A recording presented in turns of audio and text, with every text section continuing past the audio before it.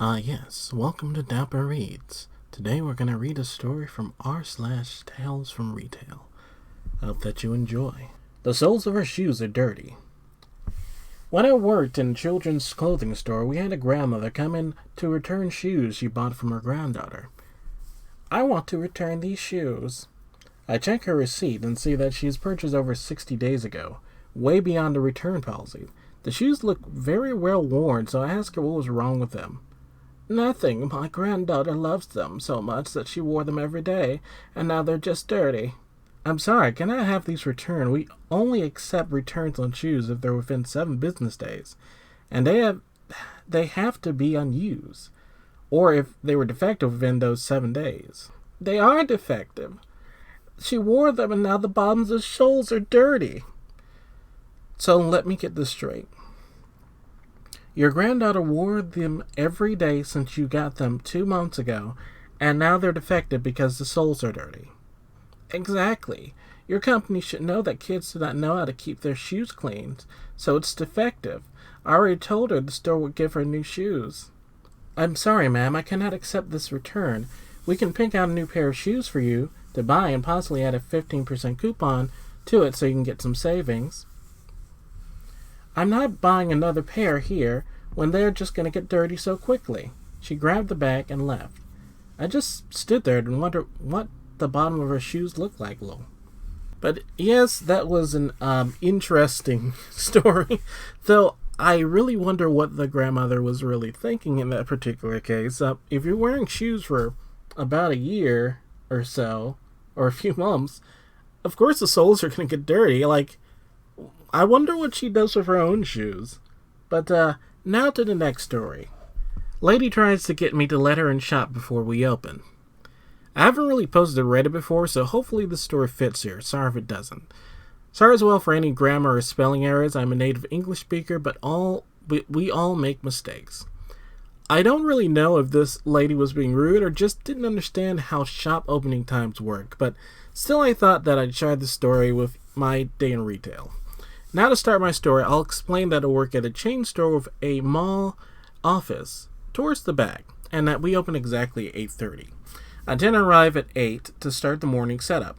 Usually the customer interaction starts at about 8:30 when we open, but oh no, not today.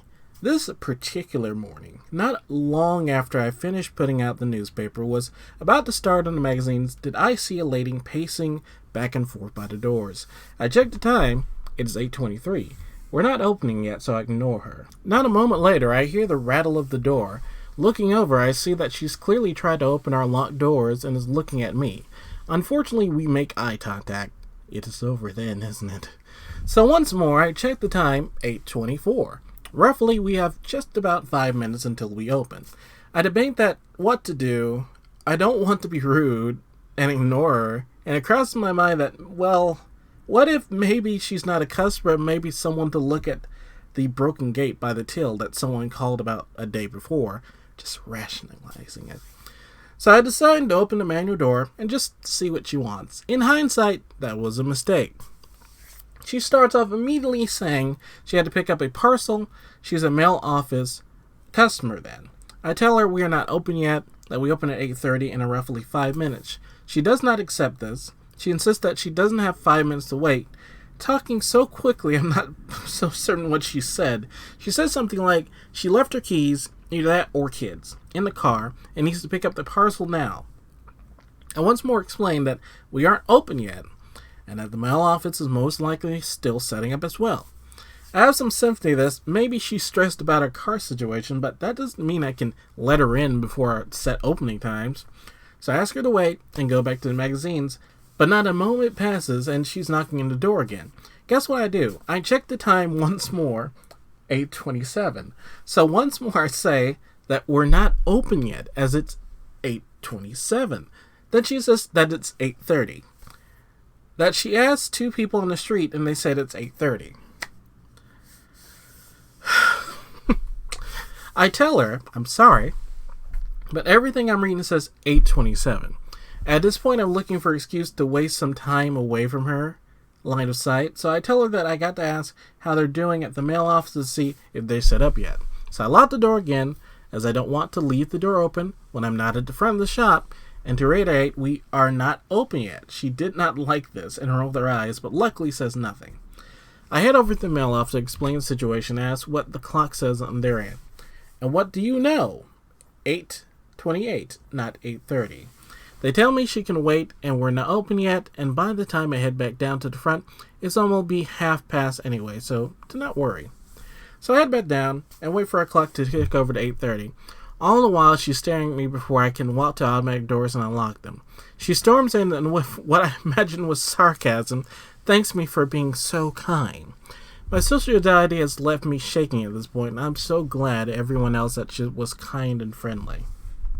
So that was my morning interaction. I feel sorry for that lady. I did feel guilty not being able to let her in.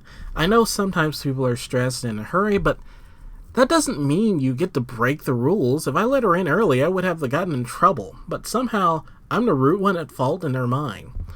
Overall, I wish I had just ignored her until 8:30. That's just how some things are. Especially, there's a lot of times for me where, I get to a store, and I'll just be like one after, and I just have to accept that I can't go there, even though I really need something there at the time.